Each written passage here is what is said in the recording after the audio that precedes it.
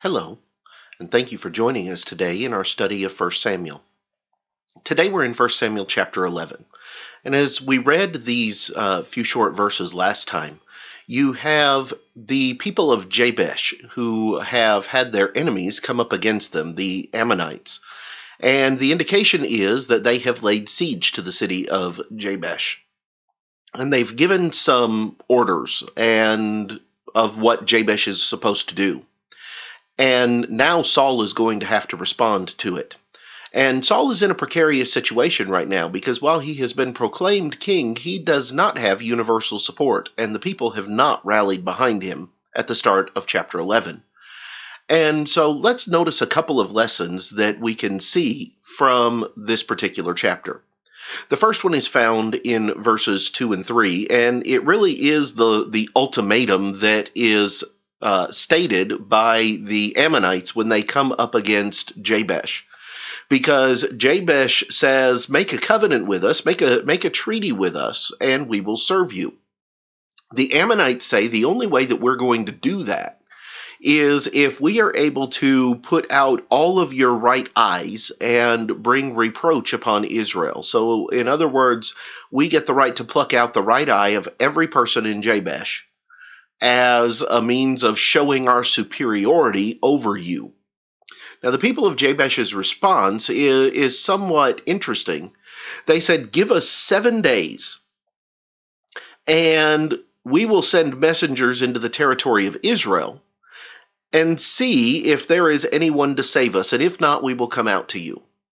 So the Ammonites are around the city of Jabesh, and the people of Jabesh ask for 7 days. And what this really shows is the level of discord and the level of fracture among the people of Israel. Because the people of Jabesh aren't even certain that they're going to get any help. The people of Israel are not working together. They are not under a united front at this particular point in time.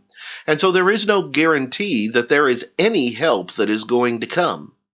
And as a matter of fact, when the messengers come, the people are troubled, but they're not necessarily motivated to do anything. And so we really get a glimpse of what it's like in Israel at this particular time, because in Israel, there's no guarantees. You are, in many ways, on your own when it comes to facing the difficulties and the trials that are expected in life. And especially with so many enemies around. You've got the Philistines on one side. These are the Ammonites from the other side. You have the Edomites to the south, the Syrians in the north, and even more that aren't mentioned at the moment.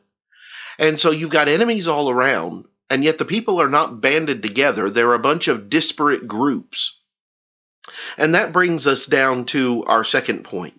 Because Saul is going to work to rally the people of Israel to the help of Jabesh. And we see that with the call of the oxen.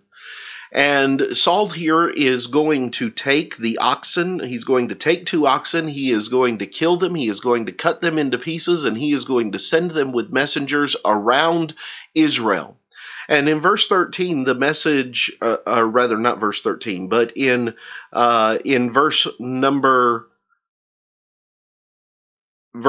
8 and 9, he sends them out to the men of Judah, and he says, if you do not come out and help the people of Jabesh, I'll do this to your oxen. And verses 8 and 9 tell us that 330,000 men of Israel and Judah come out to help with the task at hand and to take care of the Ammonites. And so Saul is going to unite the people behind 2 chopped up yoke of oxen. But what he's going to do is he is going to demand they help their brothers. And they will answer the call to their credit. And they will go down and they will fight against the Ammonites, and they will defeat them soundly, to the point that it is stated no 2 of them left together. But then the last thing I want us to notice in the chapter is in verse 13. So you've had an ultimatum that has been given where the people are not sure that there is going to be any help. You've seen Saul coalesce the people behind him and be willing to follow his lead to go rescue them. But then in verse 13, we see the humility of Saul. Because the people have come to Samuel and they say, who is it that said, shall Saul reign over us? In other words, who is it that doubted that Saul was the right man for the job? Bring them out and we'll put them to death. And Saul responds in verse 13 by saying, nobody is being put to death because the Lord has accomplished salvation in Israel. Notice that Saul does not try to take the credit for himself. Saul does not boast for himself of being some great man, but instead he gives the glory and the honor to God. Saul starts out on the right track. He's got both feet planted in the right direction at this point in time. Unfortunately, it's not going to stay that way. But Saul is going to give the credit where it is due. And he's going to give the credit to God. And he's not going to take advantage of the situation to his own political ends.